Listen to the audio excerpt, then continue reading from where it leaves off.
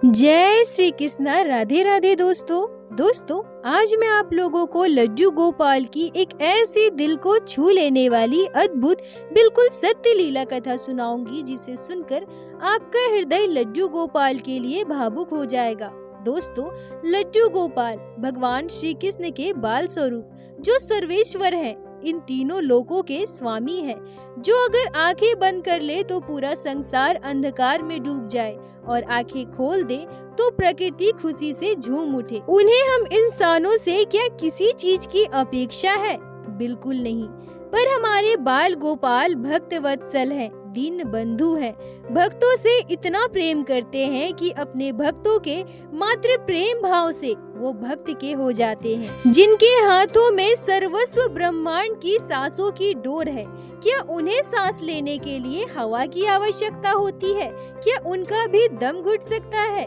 पर जब एक भक्त लड्डू गोपाल के साथ अपना रिश्ता जोड़कर उन्हें अपने घर विराजित करता है, तो हमारे बाल गोपाल भी उस रिश्ते को पूरी तरह से निभाते हैं और फिर ठाकुर जी भी हमारे साथ बिल्कुल वैसा ही व्यवहार करते हैं जैसा हमारे घर का कोई छोटा बच्चा करता हो। आज की यह लीला कथा सुनकर आपको आपके लड्डू गोपाल के लिए बड़ा ही दुख होगा और साथ ही साथ आप यह समझ पाओगे कि लड्डू गोपाल आपके घर में स्वयं साक्षात विराजित है। आज की यह लीला कथा हमारे साथ शेयर की है पटना में रहने वाली अंजना जी ने। अंजना जी कहती है कि मेरी उम्र लगभग 55 वर्ष है। मैं लड्डू गोपाल की सेवा लगभग 30 वर्षों से कर रही हूँ। मुझे 2 पुत्र और एक पुत्री संतान है। मेरे दोनों बेटे इंजीनियर हैं, एक बैंगलोर में जॉब करता है और एक दिल्ली में। मेरे तीनों बच्चों की शादी हो गई है। मेरी बेटी अपने ससुराल में रहती है और मेरे दोनों बेटे अपने पत्नी और बच्चों के साथ बाहर ही रहते हैं। पटना में हमारा व्यवसाय है जिसे मेरे हस्बैंड अकेले ही देखते हैं और व्यवसाय के कामकाज की वजह से ही हम अपने बेटे बहू के पास भी नहीं जा पाते हैं। पर मेरे दोनों बेटे और बहुएं बहुत अच्छी है, मेरे और मेरे हस्बैंड का बहुत ख्याल रखती है, हमेशा फोन पर हमारा हाल चाल पूछती है और हर एक 30 त्योहार में घर आकर हमारे साथ ही त्योहार मनाते हैं। लड्डू गोपाल से हमारा पूरा परिवार बहुत प्रेम करता है। उनके प्रति सभी के मन में श्रद्धा भक्ति है। मेरे दोनों बेटे और बहुएं भी बाल गोपाल से बहुत प्रेम करते हैं। मेरी बहुएं जब भी घर आती है तो लड्डू गोपाल के लिए बहुत सारी पोशाकें, श्रृंगार का सामान खरीद कर ले आती है और जब तक हमारे घर रहती है दोनों बहुएं मिलकर ही लड्डू गोपाल की सेवा करती है। मेरे बड़े बेटे का 2 पुत्र संतान है और मेरे छोटे बेटे का 1 पुत्री संतान। बच्चे जब घर आते हैं तो वो भी लड्डू गोपाल के साथ खेलते हैं। जब हम लड्डू गोपाल को स्नान करवाते हैं, उनका श्रृंगार करते हैं, तो बच्चे भी बाल गोपाल को स्नान कराने की, उनका श्रृंगार करने की जिद करते हैं। लड्डू गोपाल को गोद में लेकर बच्चे उनके साथ खेलते भी हैं। अंजना जी कहती है कि जब बाल गोपाल हमारे घर आए थे तब हमारे पास कुछ भी नहीं था, पर जब से लड्डू गोपाल हमारे घर आए हैं, हम उनकी सेवा कर रहे हैं, तब से धीरे धीरे हमारा समय बदलने लगा और आज बाल गोपाल की कृपा से हमें किसी चीज की कमी नहीं है। सब कुछ उन्हीं का दिया है। धन संपत्ति होना ही सब कुछ नहीं होता। खासकर मेरी दोनों बहुएं और बेटे बहुत अच्छे हैं। बाहर होने के बावजूद उन्होंने हमसे दूरियां नहीं बनाई, ना ही बच्चों को हमसे दूर किया। हर एक 30 त्योहार पर घर आ जाते हैं और हमें यह कभी महसूस भी नहीं होता है कि हमारे बच्चे हमारे साथ नहीं रहते। हम पर लड्डू गोपाल की इतनी कृपा है जो हम शब्दों में आप सभी को नहीं बता सकते। अंजना जी कहती हैं कि वैसे तो लड्डू गोपाल ने हमारे साथ कई लीलाएं की हैं, पर आज मैं जो आप लोगों को लड्डू गोपाल की अद्भुत लीला के बारे में बताऊंगी, उसे बताते हुए अब भी मैं भावुक हो रही हूँ। हमारे लड्डू गोपाल का ख्याल हम बहुत ही प्रेम से रखते हैं, उनकी हर एक छोटी सी छोटी जरूरत का ध्यान रखते हैं। लड्डू गोपाल हमारे प्राणों से भी प्रिय है, पर हमारे घर में बाल गोपाल के साथ इतनी बड़ी घटना घट जाएगी, हमारे लड्डू गोपाल को इतना दुख झेलना पड़ेगा, यह सोचकर भी मेरी रूह कांप जाती है, मेरी आंखों में आंसू आ जाते हैं। अंजना जी कहती है कि जब भी मेरे बेटे बहू घर वापस आते थे, हम सभी मिलकर कहीं न कहीं घूमने जाया करते थे। यह घटना 2019 की है। मेरी बड़ी बहू के भाई की शादी थी और शादी में शामिल होने के लिए ही मेरे बेटे और बहुएं घर वापस आए थे।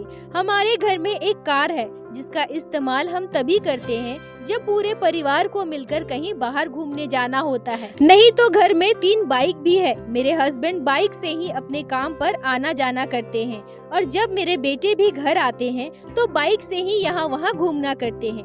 हम सभी अपने बहू की भैया की शादी में शामिल होने के लिए जाने वाले थे।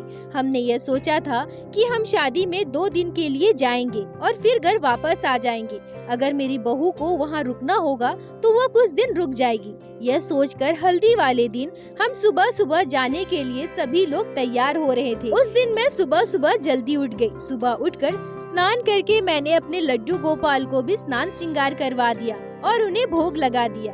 अंजना जी कहती है कि मैं आप सभी को बता दूं कि वैसे तो मैं कभी भी ज्यादा दिन के लिए घर से बाहर नहीं जाती और अगर कभी कहीं जाना हो तो मैं अपने लड्डू गोपाल को अपने साथ ही लेकर जाती हूँ।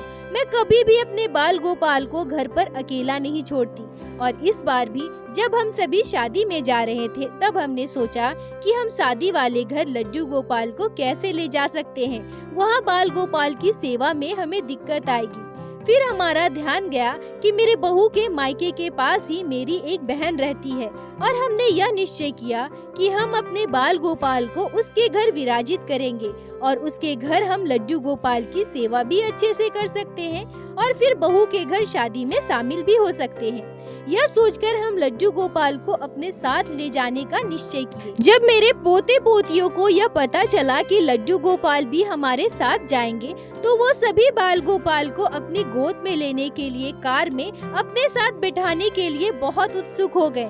हम सभी ने शादी में जाने के लिए अपनी अपनी पैकिंग कर ली थी और लड्डू गोपाल के लिए मैं एक अलग से छोटा बैग रखी थी जिसमें बाल गोपाल का पोशाक, उनकी ज्वेलरी और जरूरत की सारी चीजें मैंने रख लिया था और लड्डू गोपाल को भी मैंने एक टोकरी में रखा था जिसे उन्हें बाहर ले जाने में हमें आसानी हो। अंजना जी कहती है कि छोटे छोटे बच्चों का तो आप सभी को पता है, कहीं जाना हो तो कितने ज्यादा उत्सुक हो जाते हैं। बच्चे बहुत उत्सुक थे, सुबह सुबह तैयार होकर इधर उधर घूम रहे थे।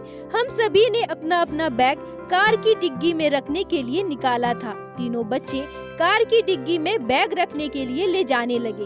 हम सभी लगभग तैयार हो चुके थे। अब हम कुछ ही देर में निकलने ही वाले थे कि इसी बीच मेरे हस्बैंड के मोबाइल में कॉल आता है जो मेरी बेटी के ससुराल से था। मैं आप सभी को बता दूं कि मेरी बेटी गर्भवती थी, यह उसका दूसरा बच्चा था। मेरे हस्बैंड के मोबाइल पर मेरी बेटी के ससुर जी का कॉल आता है और वो बताते हैं कि मेरी बेटी को दर्द शुरू हो गया है और उसे अस्पताल में एडमिट किया गया है। यह खबर सुनकर हम सभी घबरा गए। मेरे दोनों बेटे ने यह निश्चय किया कि हम सभी अभी अस्पताल जाएंगे, एक बार सब कुछ अच्छे से हो जाए फिर शाम को हम लोग शादी में चले जाएंगे। पर हमने सोचा कि बहू के भैया की शादी है, बहू को अपने मायके जाना चाहिए, यहाँ हम लोग इतने सारे लोग हैं ना। फिर मेरा बड़ा बेटा और बहू दोनों बच्चों के साथ बाइक से शादी में चले गए। छोटी बहू बच्चे के साथ घर पे रुकी और मैं और मेरे हस्बैंड और मेरा छोटा बेटा अपने अपने बाइक से हॉस्पिटल के लिए निकल गए।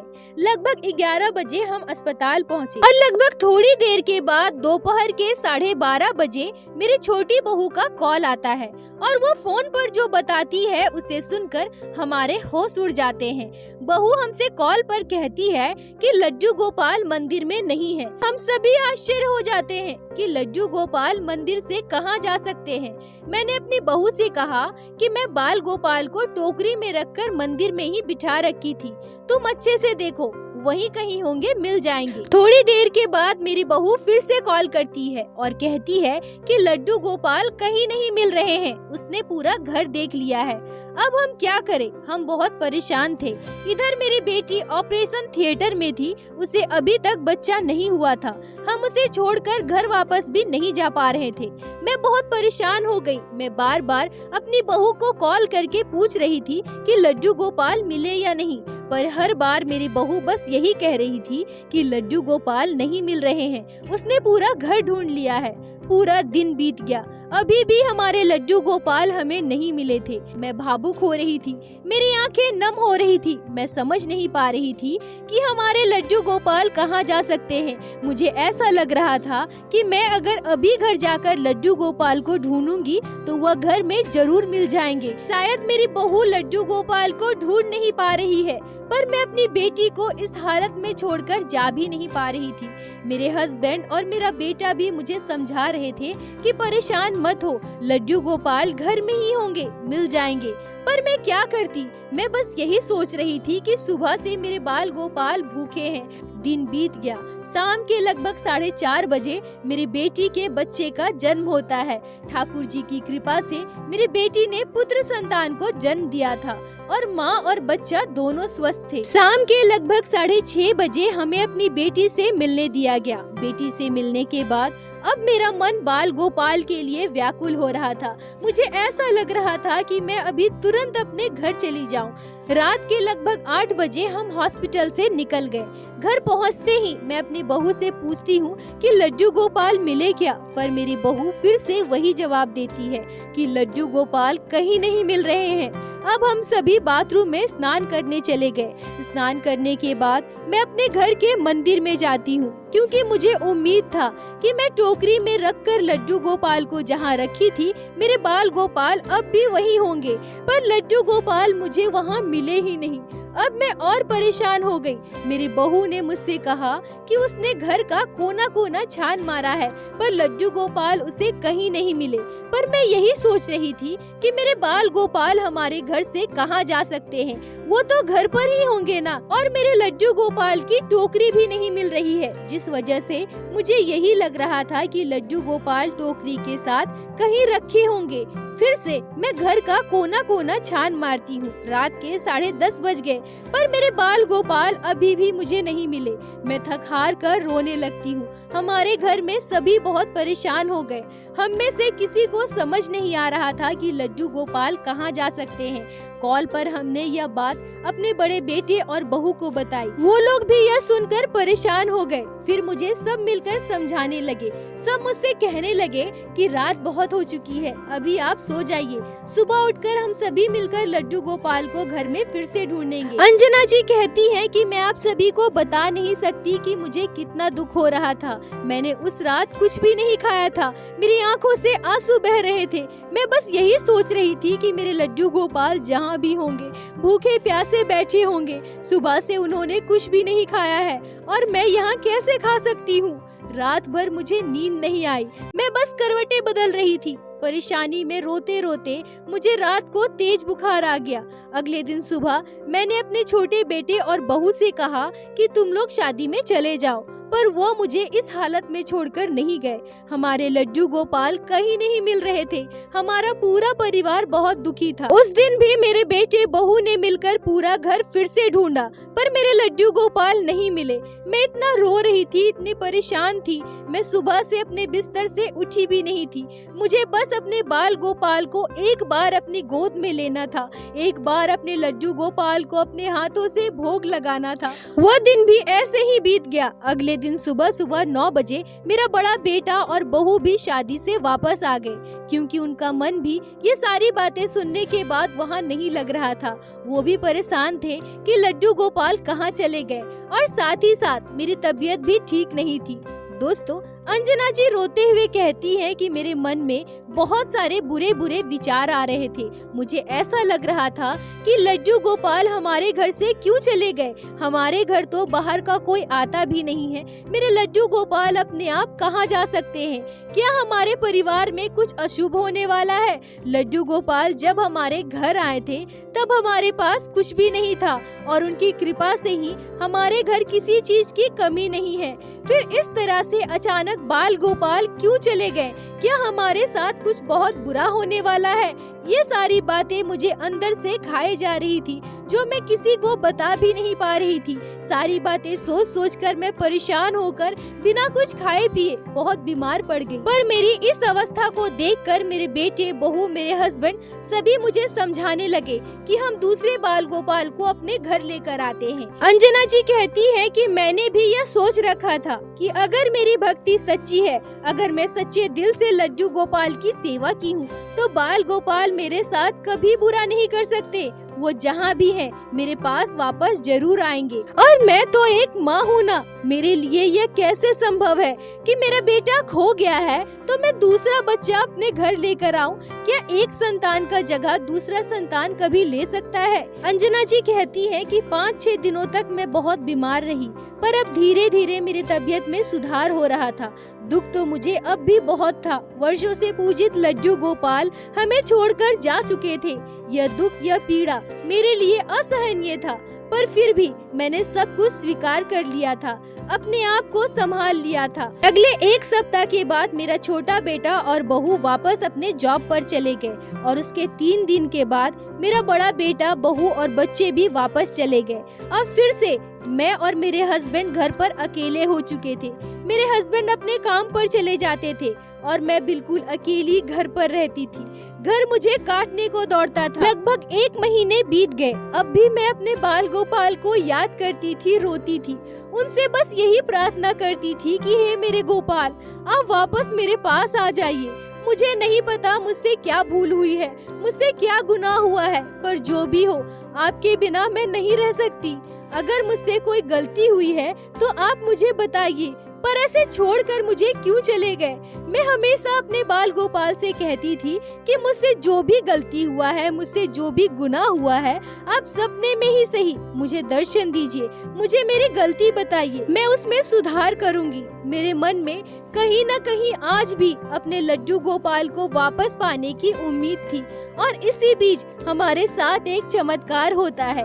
एक रात सुबह के लगभग 3 बजे मुझे एक आश्चर्य करने वाला सपना आता है। मैं सपने में पहली बार महीनों बाद अपने लड्डू गोपाल के दर्शन पाती हूँ। मैं सपने में देखती हूँ कि मेरे बाल गोपाल उसी टोकरी में विराजित है जिसमें मैंने बाल गोपाल को बिठाया था। मैं सपने में अपने लड्डू गोपाल को देखकर भावुक हो जाती हूँ, पर मैं अपने सपने में यह स्पष्ट देख पाती हूँ कि मेरे लड्डू गोपाल की दोनों आंखें नम है। मैं चाह रही थी कि मैं दौड़कर अपने लड्डू गोपाल के पास जाऊं, उन्हें गोद में ले लूं, उन्हें अपने सीने से लगा लूं, पर मैं अपने सपने में उस अवस्था में नहीं थी कि मैं उन तक पहुंच सकूं। मैं बस दूर खड़ी होकर अपने लड्डू गोपाल को देख रही थी। मेरी आंखों में आंसू थे और मेरे बाल गोपाल की आंखें भी नम थी। तभी अचानक से एक चमत्कार होता है। मुझे यह आभास होता है जैसे मेरे लड्डू गोपाल का विग्रह बोल पड़ा। मुझे ऐसा लग रहा था जैसे मेरे लड्डू गोपाल मुझसे कह रहे हो कि मैया, मुझे यहाँ से ले चलो मैया, मैया मुझे यहाँ से निकालो ना मैया, मैं भूखा हूँ मैया, तूने अपने हाथों से मुझे भोजन भी नहीं करवाया है। अंजना जी कहती है कि काश मैं अपने सपने में ही अपने लड्डू गोपाल को गोद में ले पाती, उन्हें सीने से लगा पाती, उन्हें अपने हाथों से भोजन करवा पाती। मैं ये समझ पाती कि मेरे लड्डू गोपाल कहाँ है। उससे पहले ही मेरा सपना टूट जाता है। मैं उठकर बैठ जाती हूँ और रोने लगती हूँ। मेरे रोने की आवाज से मेरे हस्बैंड भी जाग जाते हैं। मुझे रोते देखकर वो परेशान हो गए और मुझसे पूछने लगते कि क्या हुआ, तुम रो क्यों रही हो?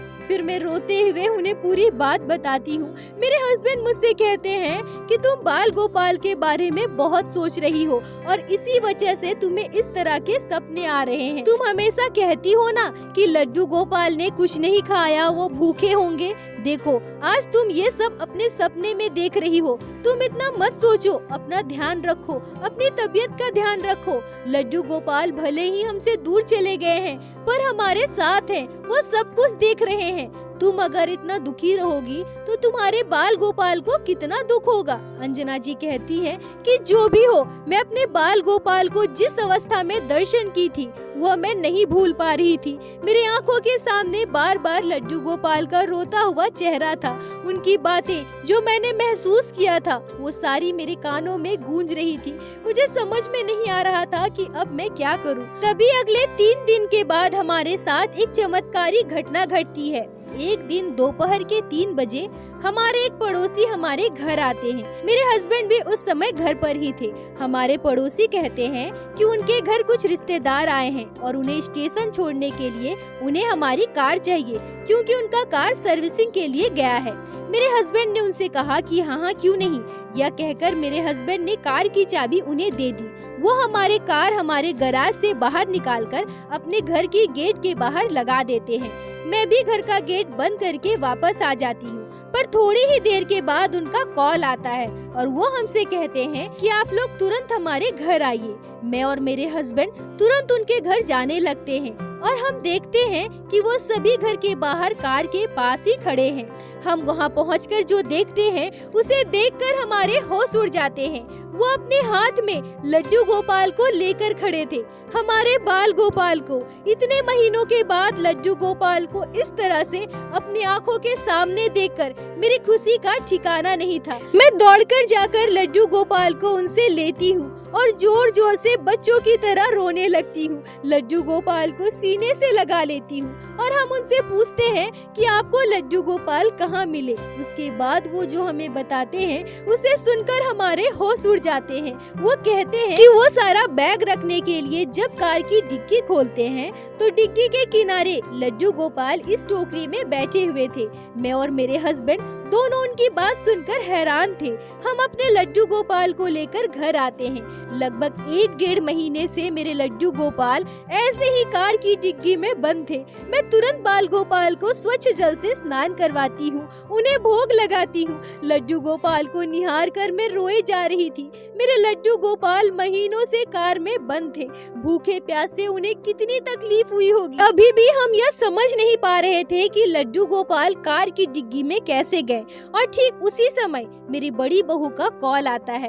मैं रोते हुए अपनी बहू को पूरी बात बताती हूँ और तभी हमें जो पता चलता है उसे सुनकर हमारे होश उड़ जाते हैं। शायद मेरी बहू का फोन स्पीकर पे था। मेरे दोनों पोते भी वहीं थे। जब उन्होंने कॉल पर सुना कि लड्डू गोपाल कार की डिग्गी में से मिले हैं, तब मेरा छोटा पोता कहता है कि हाँ, रिया ने तो लड्डू गोपाल को कार में रखा था ना। रिया मेरे छोटे बेटे की बेटी का नाम है। अपने पोते की बात सुनकर हम सभी हैरान थे। अब पूरी बात हमें समझ में आती है।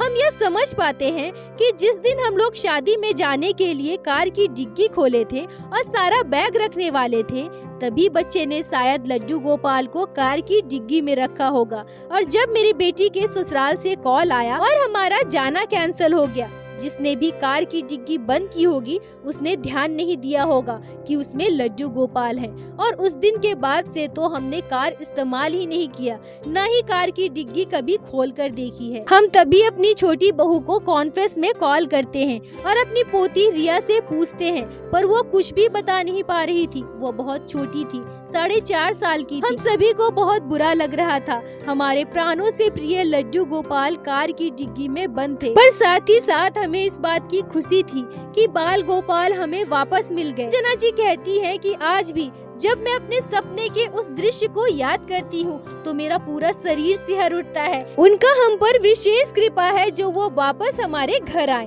अंजना जी, आपका बहुत बहुत धन्यवाद जो आपने लड्डू गोपाल के इस अद्भुत लीला को हमारे साथ शेयर की, जिससे मैं हमारे चैनल के माध्यम से बाकी सारे भक्तों तक पहुँचा सकी। अपना साथ और प्यार ऐसे ही बनाए रखें।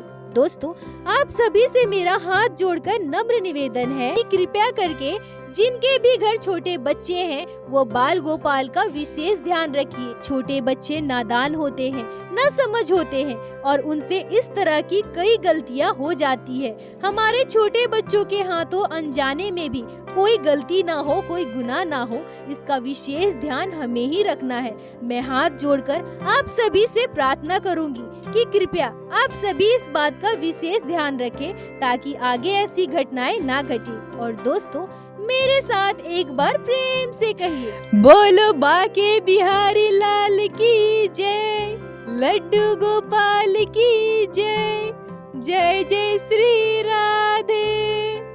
दोस्तों, यदि आप लोगों को आज की यह लीला कथा अच्छी लगी हो, आपके हृदय को स्पर्श की हो, तो कृपया वीडियो को लाइक करके अपने दोस्तों के साथ शेयर अवश्य करें, जिससे बाकी भक्त भी लड्डू गोपाल की इस अद्भुत लीला कथा को श्रवण कर सके।